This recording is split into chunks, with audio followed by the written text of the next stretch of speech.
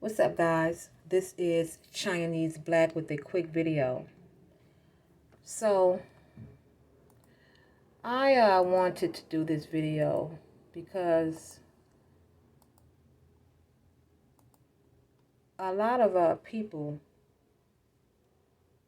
do not understand, or they do not want to understand, that men and women are built differently.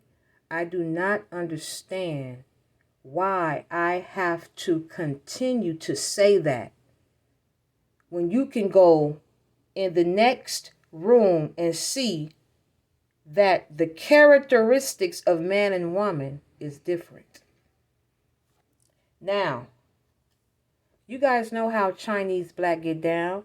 I break these deceivers down by the bones. The sexual characteristics of man and woman, the traits of man and woman. Okay? Now, when a person is deceased, how do you think they are able to identify the sex, the gender of that individual? By the bones. I am breaking these deceivers down the same way. The only difference is they are alive. That is the only difference. Anthropologists can tell the sex of an individual by the bones. Pete, how do forensic anthropologists determine the sex of skeletal remains? Forensic anthropologists not only are able to determine at the site whether skeletal remains are human, but they also employ various methods to determine the gender, age at death, race, and height of the deceased. The human pelvis provides the most reliable means for determining the sex of skeletal remains. You know why? Because women pelvic area is wider because we have childbearing hips and we give birth to children. So you might hear me say, look at the torso, look at the hip bone area, straight up and down, no childbearing hips, no hip indent. Look at it carefully, and that's just what the fuck I mean.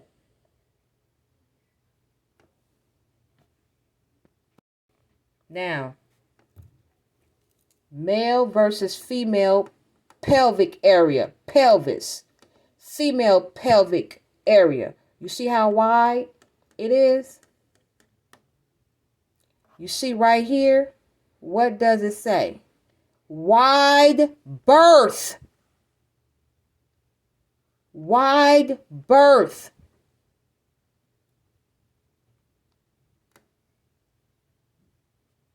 At the bottom, pubic arch wide. Right here, the male pelvic area. You don't see nothing right here. It doesn't say wide birth because men can't give birth to anything. What are transgender women? Men.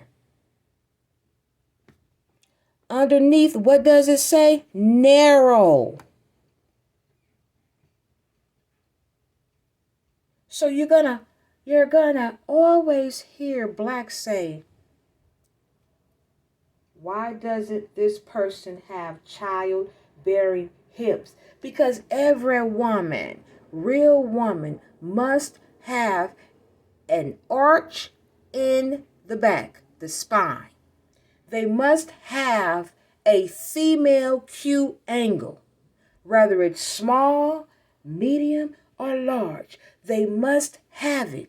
They must have childbearing hips. Small hips, medium hips, large hips, very hippie. They must have that. That is what makes them a woman.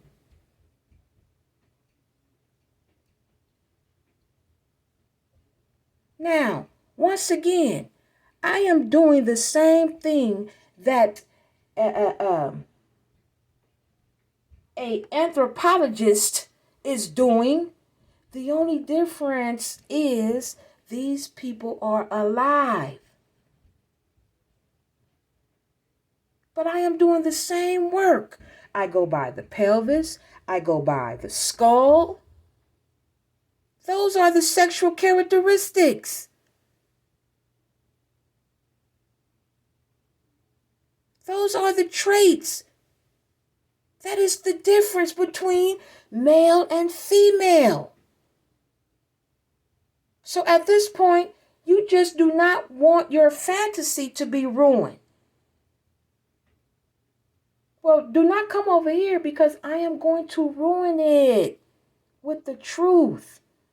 So if you still want to be jacking off to these transgender women, by all means, go choke your chicken, but do not come over here on Chinese Black Channel because I do not play, and I am here to tell the masses the truth because it is people out there who want to receive the truth.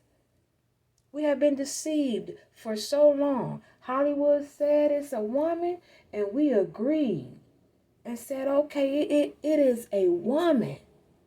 Even though in your area, in your home, around your friends, around your family, you ain't never seen a square-head woman in your motherfucking life with a heavy-ass jaw. I put my life on it.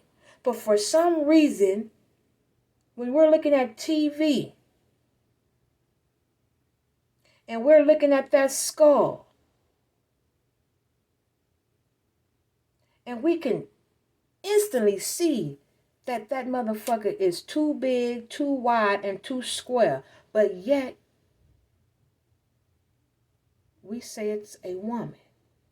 All because Hollywood said so. Because Hollywood do control 95% of people. They do. Hollywood control 95% of the people. Their home. They look toward Hollywood for information. They try and copy Hollywood. They want to live like the Joneses. You know, Hollywood put out an image, and 95% of the masses try and, what word am I looking for? Emulate or follow.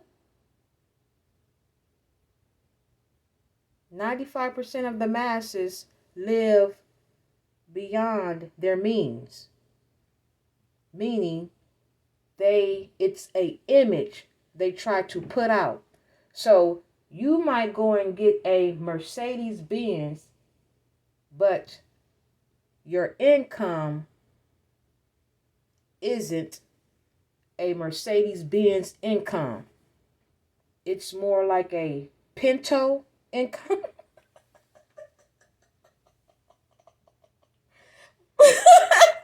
You understand what I'm saying? That is what you call keeping up with the Joneses. Trying to be something that you're not.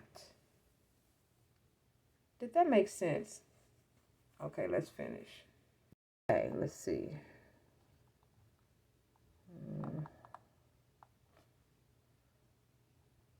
Okay. When determining male and female in a skeleton, anthropologists look at the skull and hip bones, as there lie clues to the sex of the skeleton. The skull has 3 points in determining gender. These are the ridges, the brow ridge located above the eyes, the bone situated just below the ear, and the occiput, the bone located at the lower back of the skull. What do anthropologists look for in a bone? Anthropologists also look for some specific morphological features on the bones.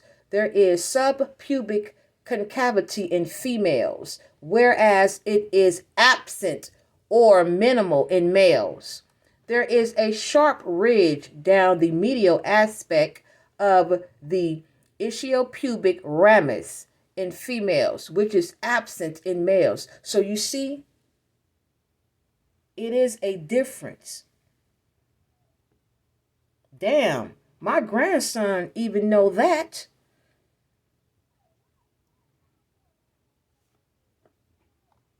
Grown folks think men and women look alike and is built alike. Wow. Hey everyone, this is Ben with RegisteredNurseRN.com, and in this anatomy lesson, I'm going to highlight the key differences between the female pelvis and the male pelvis. And if you were to walk into a crime scene containing skeletal remains, one of the quickest ways to determine the sex of that skeleton would be to examine the pelvis. Now let's take a look at an illustration of a male pelvis here on the left and a female pelvis here on the right to understand some of these key differences. First, you'll notice that the female pelvis is shorter and wider than the male pelvis. As a result, the iliac crest of the male pelvis rises higher than the iliac crest of the female pelvis, and there's a greater distance between the anterior, superior iliac spines of the female pelvis when compared to that male pelvis. And this usually gives women a slightly curvier appearance in that hip region as compared to the average male. And the female pelvic cavity is also going to be shallower, whereas the male pelvic cavity is going to be deeper. Next, the female pelvis is going to be much lighter in weight compared to the male pelvis. And even though the female pelvis is quite a bit wider than the typical male pelvis, these bones on the female pelvis are thinner and lighter. And on the male pelvis, they're going to be a little denser and a little rougher in comparison. Next, take a look at the pubic arch, which is this notched area right underneath the pubic symphysis. And this is going to typically be much wider in women than in men. And you can remember this by thinking that when a woman gives birth to a child, she's going to have to spread her legs into a certain position, which will help facilitate the birthing process. So I just like to think of those legs spread out, and that's how this pubic arch is going to be for the female. Now, the angle created by this pubic arch in each pelvis is referred to as the subpubic angle. And in women, the subpubic angle will generally be equal to or greater than around 80 degrees, which is more of an obtuse angle. And if you think of a 90-degree angle, it's shaped kind of like the letter L. That's roughly what the subpubic angle is going to be. Now in men, the pubic arch is narrower, creating a subpubic angle that is usually less than or equal to about 60 or 70 degrees, which is more of an acute angle. And it's more similar to maybe an upside down V. Now these subpubic angles are not exact and they can vary from person to person. For example, I read one study that measured the subpubic angle on 109 pelvises, and it found that women had a possible subpubic range of 64 to 100 degrees, and men had a possible range of 48 to 81 degrees. But generally speaking, the angle in women is going to be closer to about 80 or 90 degrees, and in men it's going to be closer to about 60 or 70 degrees. Next, the female pelvis has an oval-shaped pelvic inlet, also called the pelvic brim, that is generally larger and more circular than the male inlet. And this is going to facilitate childbirth in females to help that baby pop right out. The male inlet is smaller and it's going to be more heart-shaped. And a simple way to remember that the male has the more heart-shaped pelvic brim is just to remember this simple expression. The way to a man's heart is through his pelvis. As we look at the sacrum of the female in this pelvis, we'll notice that it's shorter, wider, and has a greater curve, whereas the male sacrum is going to be thinner, longer and less curved on average, and the coccyx bone of the male curves a little more toward the front of the body in comparison to the female's coccyx bone. Next, the greater sciatic notch is going to be wider and shallower in the female pelvis as compared to the average male pelvis. Next, we have the acetabula. And if you remember back to my last video on the pelvic bones, I talked about how this is the little cup that receives the head of the femur. And these are going to be smaller and farther apart in the females, whereas men are going to have larger acetabula that are closer together. Next, we have the ischial tuberosities on the pelvic outlet, which are those roughened bumps. And these are going to be farther apart, shorter, and pointed in an outward direction in the female pelvis, whereas on the male pelvis, it's going to be sharper, longer, and they're going to point more toward the body's midline. Now, because the male pelvis is narrower and taller, the obturator foramina, which are those huge hole areas here, have more of a rounded look. While the female pelvis, in contrast, is going to have more of an oval shape that kind of looks like a goose egg. Next, we have something called the ventral arc, and females are going to usually have this on the anterior surface of the pubis, located inferiorly, which is not going to be typically found on the male pelvis. Another difference is the subpubic concavity, and this is just a little notched area along the medial edge of the ischiopubic ramus, and this is going to be more pronounced in females, especially after the onset of puberty as compared to the male pelvis. And then finally, you have the medial aspect of the ischiopubic ramus. And again, medial is a directional term, means toward the body's midline. And here, what you're going to find is that the ramus comes to more of a pointed edge in females, while in males, it's going to be more of a rounded edge. Okay, that wraps up this video over the key differences between the male and female pelvis. Why do men have an Adam's apple, but women don't? That prominent chunk of stiff cartilage that's wrapped around the larynx is actually found in both men and women, though it tends to be a little more prominent in men. Also known as the laryngeal prominence, the Adam's apple is part of a cartilage structure that sits on top of the thyroid gland. That general area is called the thyroid cartilage. Thyroid cartilage in young boys and girls is about the same size, but this changes once puberty hits and testosterone levels in boys increase. As boys mature, their voice boxes frequently become significantly larger than in girls. Larger voice boxes are what lend men's voices their deeper tones, and they also push the thyroid cartilage outward. A ridge at the front of the structure creates the distinctive shape in the throat that we call the Adam's apple. But does it do anything? Not really. Like the cartilage in your nose or ears, it's just kind of there. Adam's apples, just one of life's little mysteries. 18 famous wannabe females with Adam's apple, and all of them are males.